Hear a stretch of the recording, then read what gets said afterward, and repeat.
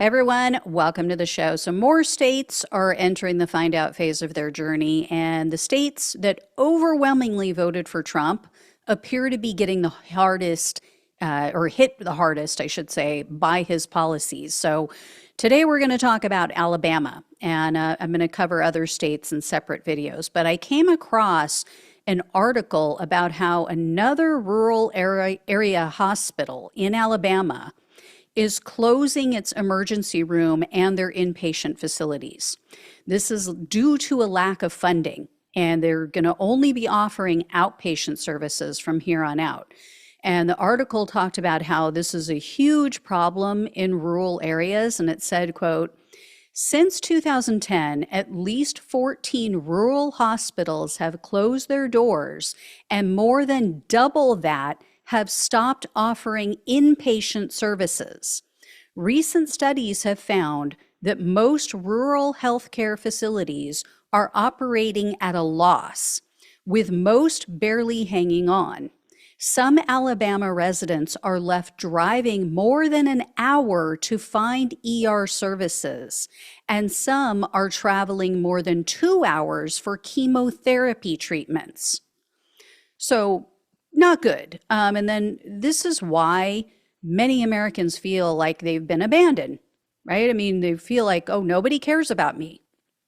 So when they hear someone like Trump attacking the same system that's let them down, that's just left them hanging, they decide, oh, I'm going to vote for that person because at least this person is saying something.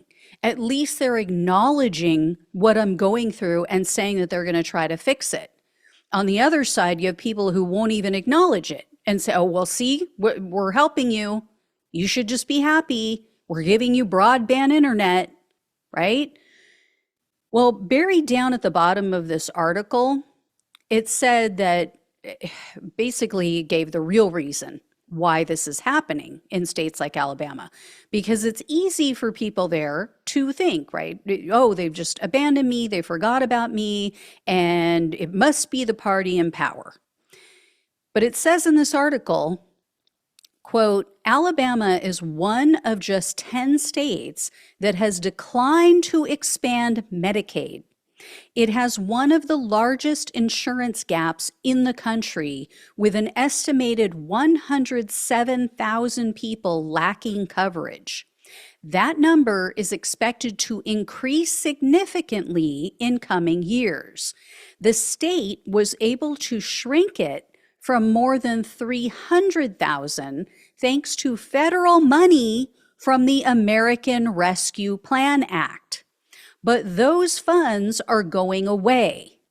So this is where I blame the Democrats, because they are just not effective messengers, and they are not good at naming an enemy and bragging at the same time about their policies and how they're benefiting people.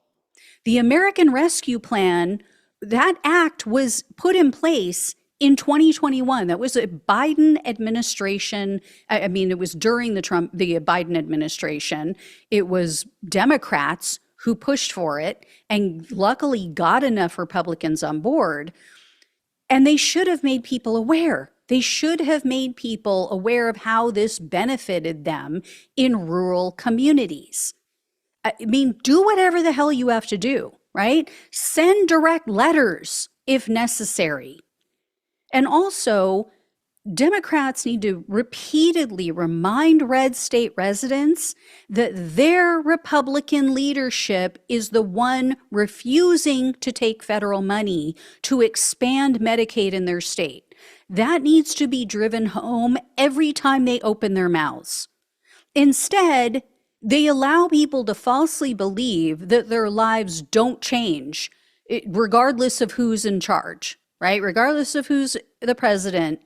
And many of these people in these rural areas, they don't even bother to vote because they've given up. They're like, oh, doesn't matter, I guess, whether it's red or blue, whether it's a Democrat or a Republican. Anyway, I've said over and over again, Democrats need to get rid of the talking heads, the political advisors that they've had for decades who just keep sucking up money and not doing any good. They need to bring in marketing people. They need actual marketing people who understand the ways in which you communicate in 2025, not 1995, right? Because that's the way they're still communicating. Oh, well, let's issue a press release. Oh, well, let's go on television and talk about it on MSNBC. That is not going to reach the people you need to reach. Anyway, next up, more bad news for Alabama residents. According to a news report, approximately 21,000 federal employees who work in Huntsville, Alabama, they are now freaking out because Trump's order to cut federal workers is saying that for every 4 people who leave, for every 4 people who either leave or get fired, you can only hire 1. So it's a 4-to-1 outgoing to incoming.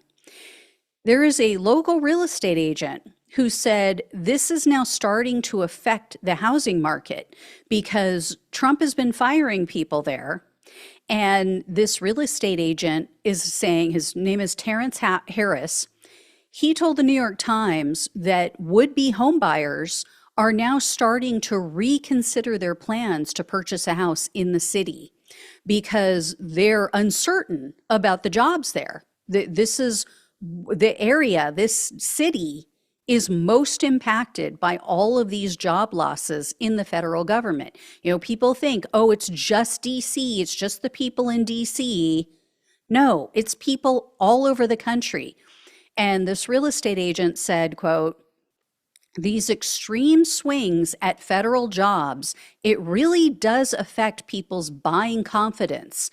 It affects what kind of investor comes to this city, how much they are willing to invest.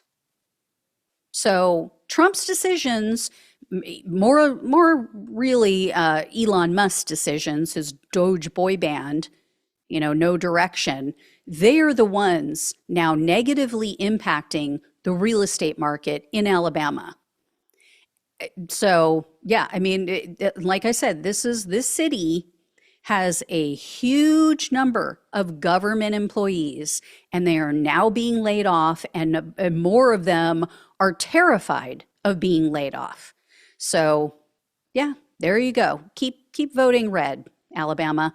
And I don't know if you guys saw this, but it was reported about a week ago that hundreds of Alabama residents are going to see their heating bills spike. They're going to go up $100 because of an executive order that was signed by Trump. So this also happened in Huntsville, Alabama.